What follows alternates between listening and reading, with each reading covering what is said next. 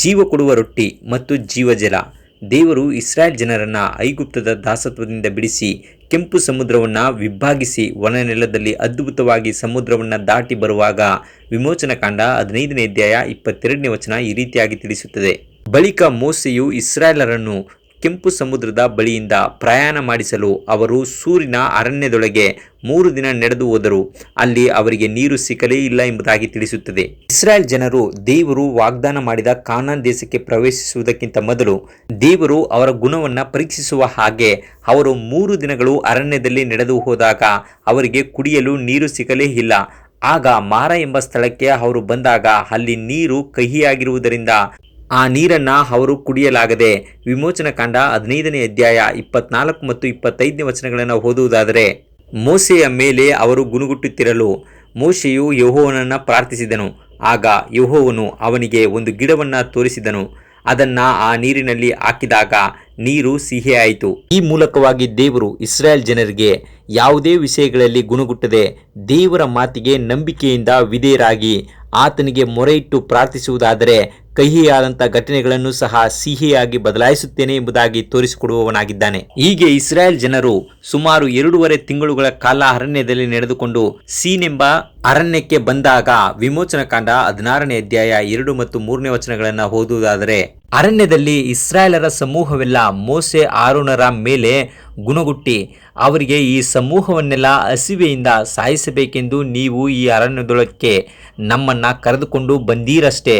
ನಾವು ಐಗುಪ್ತದಲ್ಲಿದ್ದಾಗ ಯೆಹೋವನ ಕೈಯಿಂದ ಸತ್ತಿದ್ದರೆ ಎಷ್ಟೋ ಮೇಲಾಗಿತ್ತು.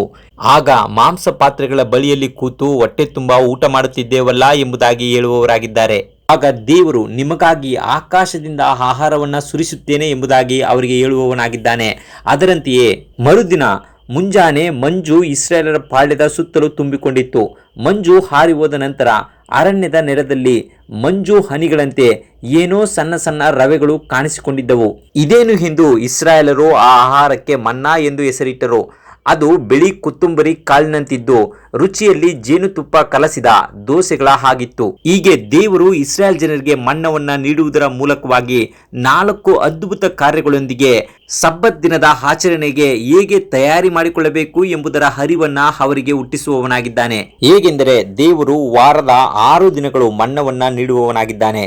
ಆದರೆ 6ನೇ ದಿನ ಶುಕ್ರವಾರ ಒಬ್ಬರಿಗೆ 2ರಷ್ಟು ಗೋಮೆರಿನ ಮೇರೆಗೆ ಮನ್ನವನ್ನು ಸೇರಿಸಿಕೊಳ್ಳುವಂತೆಯೂ 7ನೇ ದಿನ ಸಬ್ಬತ್ತಾದ ಕಾರಣದಿಂದ ಶನಿವಾರ ಮನ್ನ ಸಿಗುವುದಿಲ್ಲ ಎಂಬುದಾಗಿ ಹೇಳುವವನಾಗಿದ್ದಾನೆ. ಹೀಗೆ ದೇವರ ಮಾತನ್ನ ಮೀರಿ 7ನೇ ದಿನ ಸಬ್ಬತ್ತಿನ ಮನ್ನವನ್ನು ಕೂಡಿಸಿಕೊಳ್ಳಲು ಹೋದವರಿಗೆ ಮನ್ನ ಸಿಗಲಿಲ್ಲ. ಅದೇ ರೀತಿಯಲ್ಲಿ ಸಬ್ಬತ್ತಿನಕ್ಕೆ ಕೂಡಿಸಿದ ಮನ್ನ ಕೆಟ್ಟು ಹೋಗಲಿಲ್ಲ.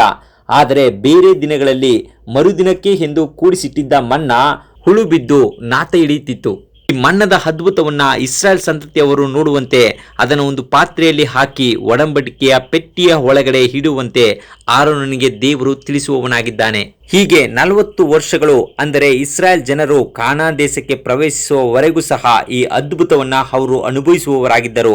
ಆದರೆ ಯೇಸು ಸ್ವಾಮಿ ಯೋಹಾನನು ಬರೆದ ಸುವಾರ್ತೆ 6ನೇ ಅಧ್ಯಾಯ 31ನೇ ವಚನದಲ್ಲಿ, ನಮ್ಮ ಹಿರಿಯರು ಅಡವಿಯಲ್ಲಿ ಮನ್ನ ತಿಂದರು, ಪರಲೋಕದಿಂದ ರೊಟ್ಟಿಯನ್ನ ಅವರಿಗೆ ತಿನ್ನುವುದಕ್ಕೆ ಕೊಟ್ಟನು ಎಂದು ಶಾಸ್ತ್ರದಲ್ಲಿ ಬರೆದಿದೆಯಲ್ಲ ಎಂಬುದಾಗಿ ಜೀವ ಕೊಡುವ ರೊಟ್ಟಿ ನಾನೇ ಎಂಬುದಾಗಿ ತಿಳಿಸುವವನಾಗಿದ್ದಾನೆ.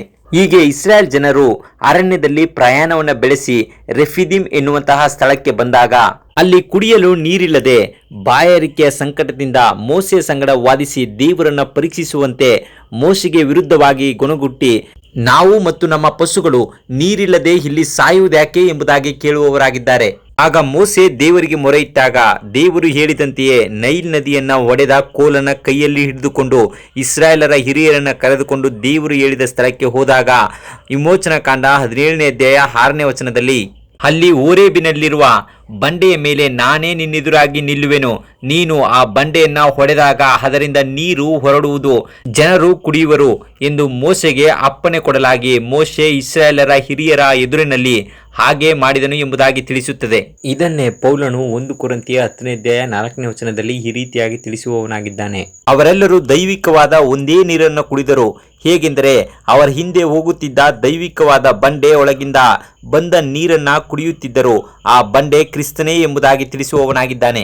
ಇದನ್ನೇ ಕ್ರಿಸ್ತನು ಸಮಾರಿಯ ಸ್ತ್ರೀಗೆ ಯೋಹಾನನು ಬರೆದ ಸುವಾರ್ತೆ 4ನೇ ಅಧ್ಯಾಯದಲ್ಲಿ ನಾನೇ ಆ ಜೀವಕರವಾದಂಥ ನೀರು ಎಂಬುದಾಗಿ ತಿಳಿಸಿಕೊಡುವವನಾಗಿದ್ದಾನೆ. ಹೀಗೆ ಅರಣ್ಯದಲ್ಲಿ ಪ್ರಯಾಣ ಮಾಡಿ ಮೋಶೆ ತನ್ನ ಮಾವನಾದ ಇತ್ರೋನನ್ನು ಕಂಡು ದೇವರು ಯಾವ ರೀತಿಯಲ್ಲಿ ಐಗುಪ್ತದಿಂದ ನಮ್ಮನ್ನ ಬಿಡಿಸಿಕೊಂಡು ಬಂದನು ಎಂಬುದಾಗಿ ತಿಳಿಸಿಕೊಡುವವನಾಗಿದ್ದಾನೆ. ನಂತರ ಮೋಶೆ ಒಬ್ಬನೇ ಇಸ್ರಾಯೇಲ್ ಜನರಿಗೆ ನ್ಯಾಯ ತೀರಿಸುವುದಕ್ಕಾಗಿ ಇಡೀ ದಿನವೆಲ್ಲ ಜನರು ಅವನ ಬಳಿಯಲ್ಲಿ ನಿಂತಿರುವುದನ್ನ ನೋಡಿ ಮೋಶೆಯ ಮಾವನಾದ ಇತ್ರೋ ಮೋಶೆಯನ್ನ ಕರೆದು ವಿಮೋಚನ ಕಂಡ 18ನೇ ಅಧ್ಯಾಯ 21ನೇ ವಚನದಲ್ಲಿ, ಆದರೆ ನೀನು ಸಮಸ್ತ ಜನರೊಳಗೆ ಸಮರ್ಥರು, ದೇವಭಕ್ತರು, ನಂಬಿಗಸ್ತರು, ಲಂಚ ಮುಟ್ಟದವರು ಆಗಿರುವ ಪುರುಷರನ್ನ ಆರಿಸಿಕೊಂಡು ಅವರನ್ನ 1000 ಮಂದಿಯ ಮೇಲೆಯೂ 100 ಮಂದಿಯ ಮೇಲೆಯೂ 50 ಮಂದಿಯ ಮೇಲೆಯೂ 10 ಮಂದಿಯ ಮೇಲೆಯೂ ಅಧಿಕಾರಿಗಳನ್ನಾಗಿ ನೇಮಿಸಬೇಕು ಎಂಬುದಾಗಿ ಮೋಶೆಗೆ ಹೇಳಿಕೊಡುವವನಾಗಿದ್ದಾನೆ. ಹೀಗೆ ಮೋಶೆ ಸುಲಭವಾಗಿ ನ್ಯಾಯ ತೀರಿಸುವುದಕ್ಕೆ ಅಧಿಕಾರಿಗಳನ್ನ ನೇಮಿಸುವುದರ ಮೂಲಕವಾಗಿ ಮುಂದಿನ ಸಂತತಿಗೆ ಉತ್ತಮ ನಾಯಕರ ಆಡಳಿತ ಗುಣ ಹೇಗಿರಬೇಕು ಎಂಬುದಾಗಿ ತಿಳಿಸಿಕೊಡುವವನಾಗಿದ್ದಾನೆ. ಹೀಗೆ ನಮ್ಮ ಪಿತೃಗಳನ್ನ ಅರಣ್ಯದಲ್ಲಿ ಜೀವ ಕೊಡುವ ರೊಟ್ಟಿ ಮತ್ತು ಜೀವದ ಜಲವಾಗಿ ನಡೆಸಿದಂಥ ದೇವರನ್ನ ನಾವು ನಂಬಿ ಆತನಿಗೆ ಮೊರೆಯಿಟ್ಟು ಪ್ರಾರ್ಥಿಸುವುದಾದರೆ ಜೀವದ ರೊಟ್ಟಿ ಮತ್ತು ಜೀವದ ಜಲವಾಗಿರುವ ಕ್ರಿಸ್ತನು ನಮ್ಮನ್ನು ಸಹ ಈ ಲೋಕದಿಂದ ಪರಮ ಕಾನಾನ್ ದೇಶಕ್ಕೆ ನಡೆಸುವವನಾಗಿದ್ದಾನೆ. ಆದ್ದರಿಂದ ಆತನನ್ನು ನಂಬಿ ಆತನಿಗೆ ಮೊರೆಯಿಟ್ಟು ಪ್ರಾರ್ಥಿಸೋಣ. ದೇವರು ನಿಮ್ಮನ್ನು ಆಶೀರ್ವದಿಸಲಿ. ಪ್ರಾರ್ಥನೆ ಮಾಡಿಕೊಳ್ಳೋಣ. ಪರಲೋಕದ ದೇವರೇ, ಅಂದು ಇಸ್ರಾಯೇಲ್ ಜನರನ್ನ ಅರಣ್ಯದಲ್ಲಿ ಮನ್ನ ಮತ್ತು ನೀರನ್ನು ನೀಡಿ ನಡೆಸಿದಂತೆಯೇ ಇಂದು ಈ ಲೋಕದ ಯಾತ್ರೆಯಲ್ಲಿ ನೀನೇ ನಮ್ಮ ಜೀವದ ರೊಟ್ಟಿಯಾಗಿ ಮತ್ತು ಜೀವದ ಜಲವಾಗಿ ನಡೆಸು ಎಂಬುದಾಗಿ ಯೇಸು ಸ್ವಾಮಿ ಹೆಸರಿನಲ್ಲಿ ಪ್ರಾರ್ಥಿಸಿ ಬೇಡುವವರಾಗಿದ್ದೇವೆ ನಮ್ಮ ತಂದೆಯೇ, ಆಮೇನ್.